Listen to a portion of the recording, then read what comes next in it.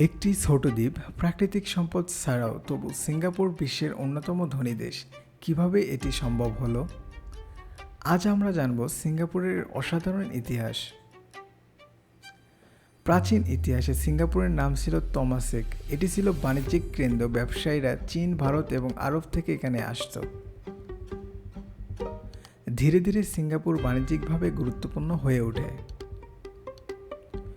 1819 সালে sir Stamford raffle এসে সিঙ্গাপুরকে বাণিজ্যিক কেন্দ্র হিসাবে প্রতিষ্ঠা করেন।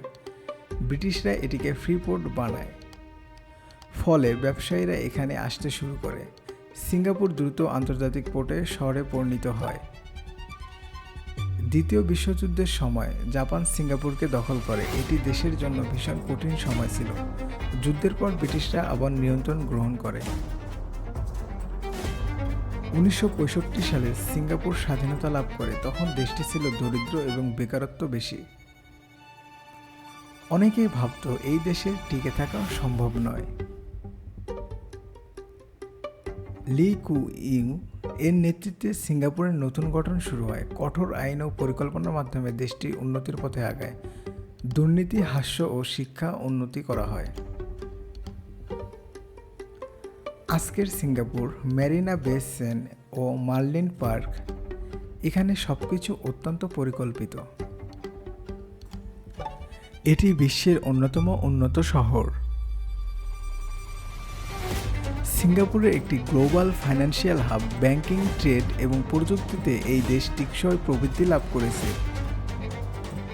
বিশ্বের বড় কোম্পানিগুলো এখানে অফিস স্থাপন করেছে। সিঙ্গাপুরের বন্দর বিশ্বের অন্যতম ব্যস্ত। প্রতিদিন হাজির হচ্ছে হাজার হাজার জাহাজ। এটি আন্তর্জাতিক বাণিজ্যের কেন্দ্র। সিংহাই এয়ারপোর্ট বিশ্বের সেরা বিমানবন্দরগুলোর একটি। এমআরটি সিস্টেম অত্যন্ত উন্নত। স্মার্ট প্রযুক্তি ব্যবহারে সিঙ্গাপুর অনন্য হয়ে উঠেছে। সিঙ্গাপুরের ভালো দিকগুলো হলো শক্তিশালী অর্থনীতি, উন্নত শিক্ষা ব্যবস্থা, কম অপরাধ এবং পরিষ্কার শহর। এটি একটি স্মার্ট নেশন হিসাবে পরিচিত। কিছু চ্যালেঞ্জও রয়েছে। জীবনযাত্রার খরচ বেশি, জায়গার অভাব এবং বিদেশি শ্রমিকের ওপর নির্ভরতা। ভবিষ্যতে সিঙ্গাপুর এআই এবং স্মার্ট সিটি তৈরি করতে চায়। গ্রিন এনার্জি এবং ডিজিটাল ইকোনমি নিয়ে পরিকল্পনা রয়েছে। সিঙ্গাপুরের গল্প একটি অনুপ্রেরণা।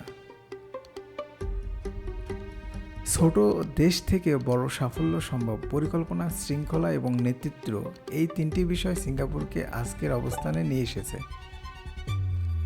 আপনাদের কি মনে হয়, সিঙ্গাপুর কি সত্যি ভবিষ্যতের শহর হতে সক্ষম? নিচে আপনার মতামত জানাবেন এবং যদি ভিডিওটি ভালো লেগে থাকে চ্যানেলটি সাবস্ক্রাইব করতে ভুলবেন না। আসসালামু আলাইকুম, ভালো থাকবেন সবাই।